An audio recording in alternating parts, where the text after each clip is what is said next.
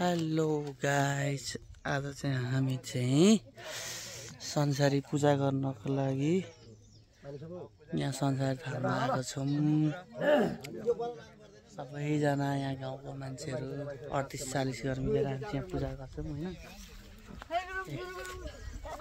भालेहरू बोकेर पुजारीहरू त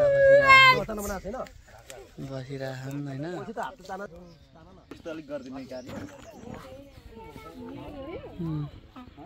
लाखे चाहिँ भोग दिँदै गरेको फुल चेता गरेर गाउँको सबैजनाले भेटी गरेर बलबिन्ती मागेर टक्क पानी माग्न चलाउँछ